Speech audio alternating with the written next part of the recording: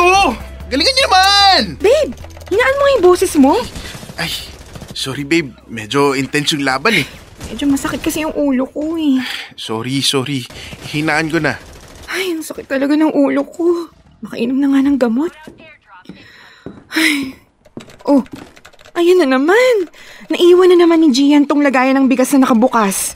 Ilang beses ba dapat paalalahanan? Babe. Oh, yes babe. Di ba sabi ko, huwag mong kakalimutang takpan tong bigasan pagkatapos magsaing. Ilang ulit ko nang sinabi, nakakalimutan mo pa rin? Sorry babe. Pagkatapos itong game, tatakpan ko na. Hindi na. Nagawa ko na. Oh, ayan. Pati yung pinaghubaran mo, nakatambak na naman sa sofa. Ang lapit-lapit na ng laundry basket, Gian. Sorry na babe. Pagkatapos na talaga itong game, maglilinis ako, promise. Hindi na ako naniniwala dyan sa pagkatapos na word na yan, ha? Guys, GG muna. Balik ako later. Babe, sorry na. Lagi kong nakakalimutan yung mga bilin mo. Okay lang sana kung minsan lang. Pero Gian, araw-araw. Ginagawa mo ng habit. Hindi ka na nagdo-double check. Nauuna na lagi ang computer kaysa sa mga gawain dito sa bahay. Babe, sorry na. Oh, masakit pa rin ba ulo mo? Teka, kukuha ko ng gamot. Wag na, nakainom na ako. Gusto mo ba ng masahe? Halika dito. Ang gusto ko, Gian, gawin mo yung mga simpleng bilin ko. Kasama na tayo sa bahay. Hindi na to yung parang kwarto mo lang noon. Sorry na, babe. Galit ka na naman. Gian na naman yung tawag mo sa akin. Tama na nga, kakasorry mo. Gusto kong makita yung pagbabago, hindi puro salita. Okay, babe. Oh, bukas pala, aalis ako. Magkikita kami nila Jackie. Okay. Ingat ka, ha?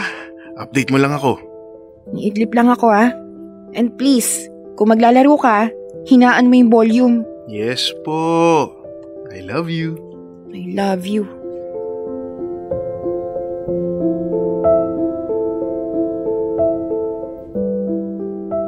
Dear Love, ako si Allison. Si Gian ang live-in partner ko. Pinili namin magsama dahil sa sobrang pagmamahalan namin. Ang akala ko, sapat ng dahilan yon. Pero totoo nga ang sabi nila, hindi mo lubos na makikilala ang isang tao hanggat hindi mo siya nakakasama sa iisang bubong. Maayos si Gian bilang boyfriend. Malambing, maalaga, at kahit kailan hindi niya ako binigyan ng rason para pagdudahan ang pagmamahal niya. Pero siguro nga, hindi ibinibigay lahat ng Diyos. May kulang. At yun ang nakikita ko madalas. Makakalimutin si Gian. Palaging dapat paalalahanan sa simpleng mga bagay. Mag-refill ng tubig sa pitchel at ilagay sa ref. Patayin ng ilaw kapag hindi ginagamit. Ibaba ang toilet seat. Maliliit na bagay, oo. Pero nakakakonsumi. At dahil hati kami sa gawaing bahay, lalo kong naiinis kapag hindi niya ginagawa ang parte niya. Minsan napapaisip ako, ito ba talaga ang klase ng taong gusto kong makasama habang buhay? Ewan ko. Minsan pakiramdam ko, unti-unti na akong nawawalan ng gana. Kung sa maliliit na bagay nakakalimot siya, paano na lang kung dumating ang mas malalaki at mas mabibigat na responsibilidad? Paano kung pati ako, makalimutan din niya balang araw?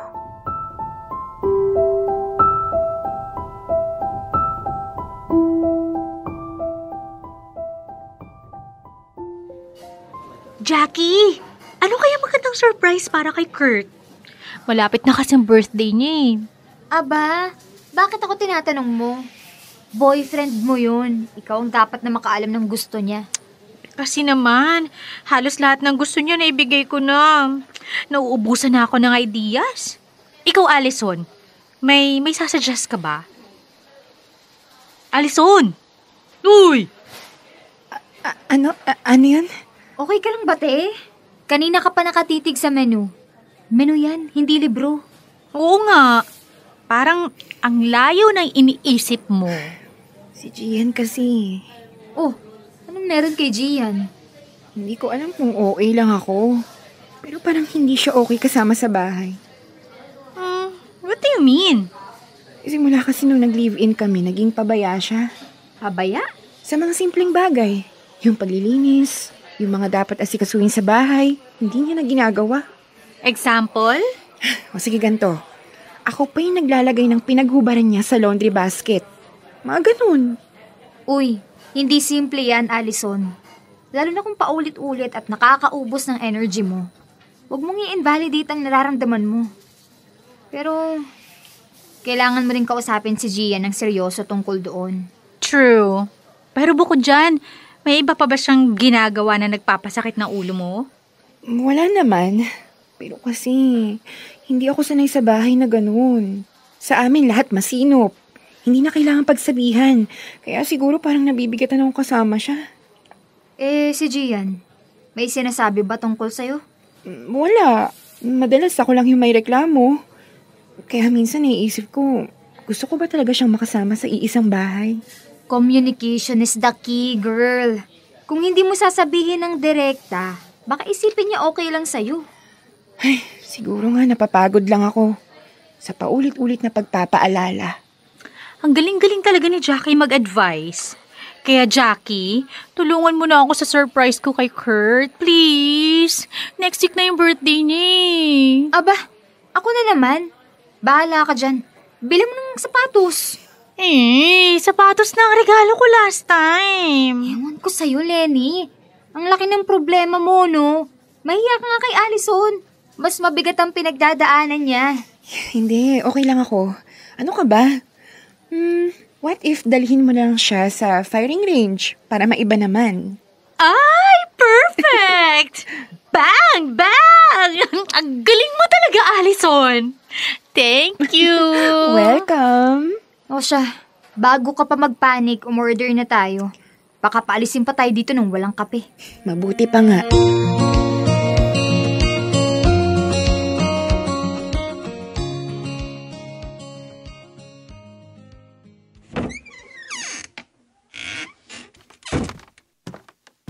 Welcome home, babe! Hi. Oh, kumusta ang lakad with the girls? Okay lang. Oh, anong balita? Kwento ka. Wala naman. Mostly about kay Lenny lang ang topic. Ganun? Wala yatang pasabog. Wala naman. Oh! Bukas na naman tong bigasan? Babe naman! Ay, sorry babe. Nakalimutan ko. Nagluto kasi ako ng food for you. Oh, inisip ko, baka gutom ka pa pag uwi mo. Dinahilan mo pa talaga ako, no? Hindi mo ba naisip na baka pasukin ng insekto yan? Sorry na babe. Sorry ng sorry. Pero hindi naman natututo. Ayoko ng ganito, Gian, ha? Paulit-ulit tayo. Hindi mo naman ako nanay para ipaalala sa'yo ng lahat ng dapat mong gawin. Oh, huwag ka nang magalit babe. Oo na, kasalanan ko na. Kasalanan mo talaga. Hindi mo na ba ako mahal dahil lang dito? Ewan ko sa'yo. Magpapahinga na ako. Babe, paano naman tong niluto ko para sa'yo? Hindi ko man lang naabot yung flowers. Ano ba kasing ginagawa mo, Gian?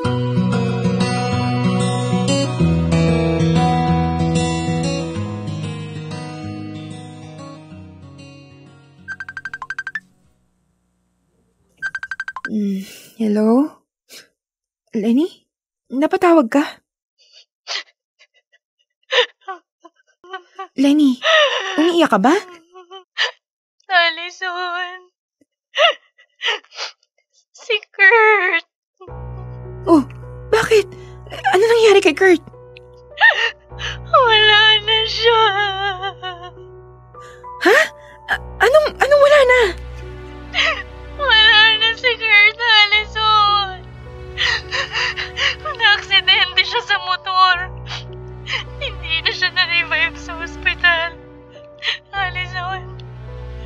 Allison, wala na si Kurt. Oh, sige. Asan ka ba? Pupuntahan kita.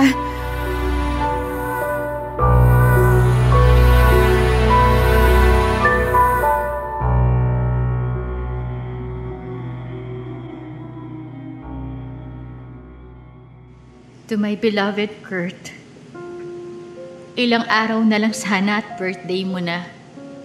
Dati, iniisip ko kung anong sorpresa ang gagawin ko para mapasaya ka. Pero, ikaw pala may dala ng pinakamasakit na sorpresa sa akin. Hindi ko akalain na bago pa man tumating ang birthday mo, mawawala ka na.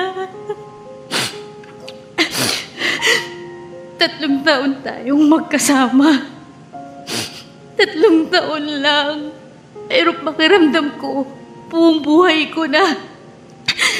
3 taong puno ng tawanan, yakap, away, bati, at walang kapantay na pagmamahalan.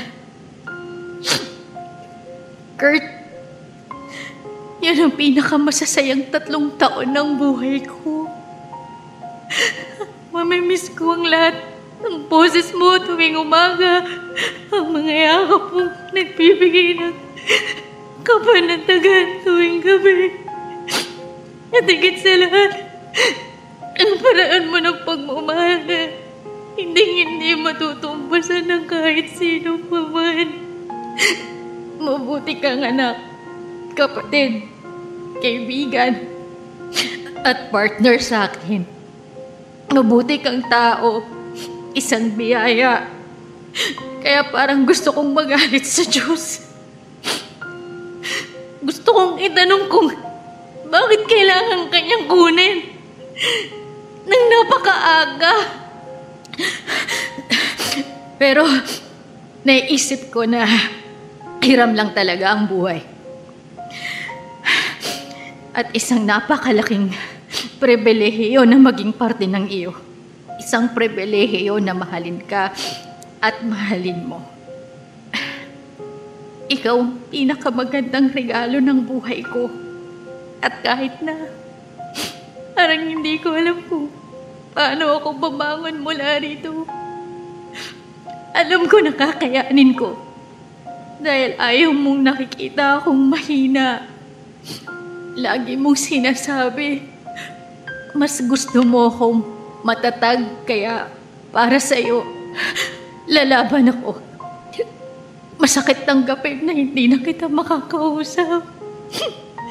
Hindi ko na mahawakan ang mga kamay mo. Hindi ko na maririnig ang boses mo.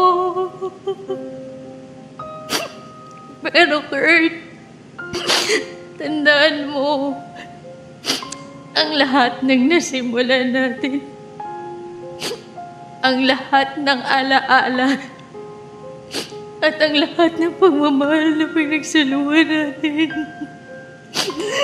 mananatili dito sa puso ko. Hindi kailanman mawawala. Mahal na mahal kita, Kurt. Hanggang sa muli nating pagkikita.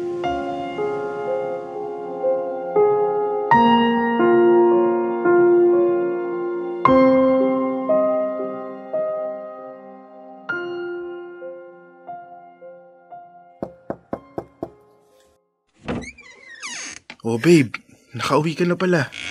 Kakadating ko lang din. Pasensya na ha. Hindi na ako nakasama sa last night ng lamay ni Kurt. Ang daming demand sa trabaho. Oh, bakit? Babe. Anong problema? Okay ka lang ba? Alam kong nasasaktan ka para kay Lenny, pero... Gian, mahal na mahal kita. Anong meron? Mahal na mahal din kita. Hindi ko kayang mawala ka sa buhay ko. Ganon din ako, babe.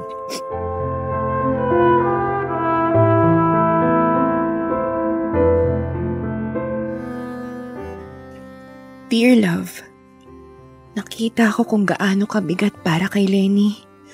Ang pagkawala ni Kurt, hindi sapat ang mga salita para maibsan ang sakit niyang nararamdaman. Noon ko na-realize, ang mga reklamo ko kay Gian, parang walang halaga kumpara sa pagkawala ng minamahal. Napaisip ako, kakapun ako ng maliliit na bagay. Nakalimutan kong mas mahalaga ang presensya niya. Ang naiwan niyang damit sa sofa ay hindi kalat, kundi paalala na nandyan siya. Ang ingay ng pagising niya ay hindi istorbo, kundi boses na nagpapaalala na hindi ako nag-iisa. Kaya hindi ko napigilang umiyak. Hindi lang para kay Lenny, kundi para sa sarili ko. Mas lalo ko pang hinabaan ang pasensya ko kay Gian. Dahil kaya kong tiisin at punan ng maliit niyang pagkukulang. Pero hindi ko kayang mawala siya ng tuluyan.